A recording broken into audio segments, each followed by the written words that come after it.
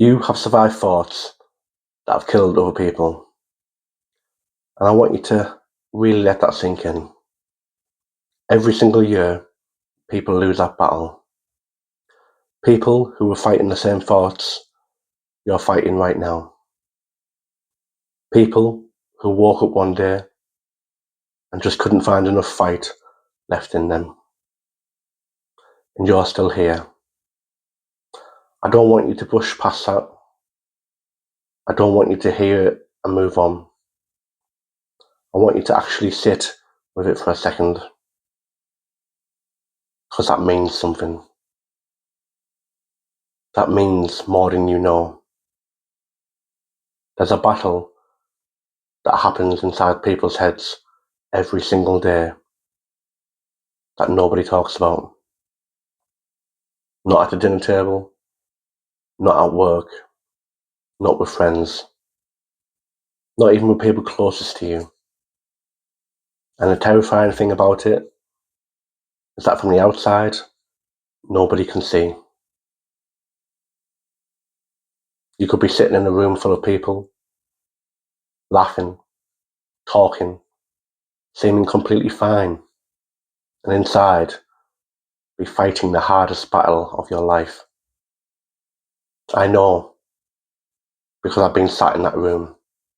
I've been the person laughing at the joke while something inside me was completely falling apart. I've been the person that everyone assumed was okay because I seemed okay, because I was good at seeming okay. I had it down to an art. And I know so many of you watching this right now know exactly what I'm talking about. You're not broken. You're not weak. You're not too far gone. You're just carrying something incredibly heavy. And you've been carrying it for a very long time. Probably longer than anyone around you even realizes. I want to talk about what those thoughts actually feel like, because I don't think people talk about it honestly enough. It's not always dramatic.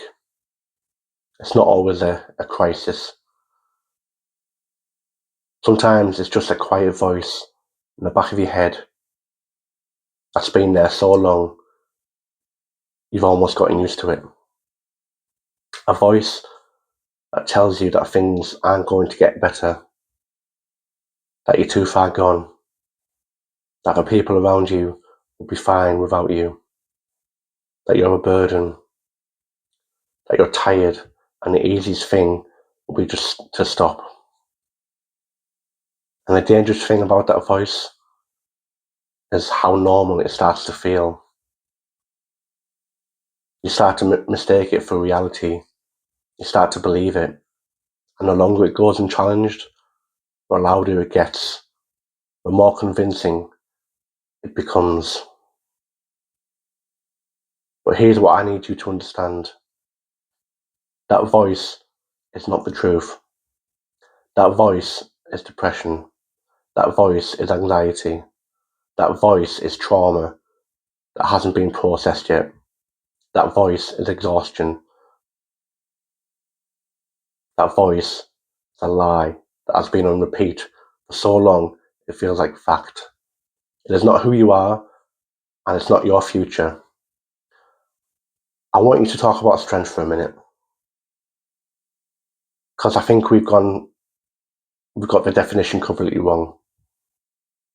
Most people think strength is not fine of not feeling things, not breaking down, not struggling, keeping it together no matter what, looking fine even when you're not. But that's not strength. That's just suppression. And suppression has a cost. Real strength is feeling everything you feel and choosing to keep going anyway. Real strength is waking up on the days where everything feels impossible and getting out of bed anyway. Real strength is carrying thoughts that would break most people and still showing up all your life, still turning up, still trying. That is what you've been doing every single day. I don't think you give yourself nearly enough credit for it. Not even close. I'm not going to sit here and tell you it all gets better overnight, because that would be dishonest. And you deserve honesty. Some days are going to be harder than others. Some weeks are going to feel like you're back at square one. And that's okay. That's not failure. That's just part of the process. But here's what I want you to do. Tell someone. One person. That's all I'm asking. You don't have to explain everything. You don't have to have it all figured out. You don't have to know where to start. You just have to let one person in. Because carrying it alone is the hardest version of this. And you don't have to do it the hard way. You really don't. And if you're not ready to tell someone, there are people out there whose entire purpose is to listen. No judgment, no agenda. Just someone on the other end who genuinely wants to hear from you. I made this video because I know what it feels like to sit in a room and feel completely invisible. To be surrounded by people and feel completely alone. To put a face on every single day and pretend everything is fine when inside you are absolutely exhausted from fighting. And I know what it feels like to wonder if anyone would even notice. They would. I promise you they would. You have no idea the size of the hole you would leave behind. You have no idea how many people's lives you are quietly woven into without even realizing it. You matter to people in ways you will never fully understand. So let me leave you with this. You have survived thoughts that have killed other people. You are still here. That makes you one of the strongest people I know. And I'm so fucking proud of you.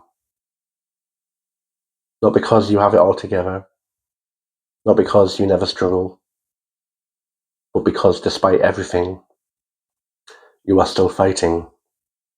Every single day you choose to stay. It's a victory. Even on the days it feels like the opposite. Even on the days nobody sees it. Even on the days you don't feel it yourself. It still counts. I see you. I'm proud of you. I'm so glad you're still here.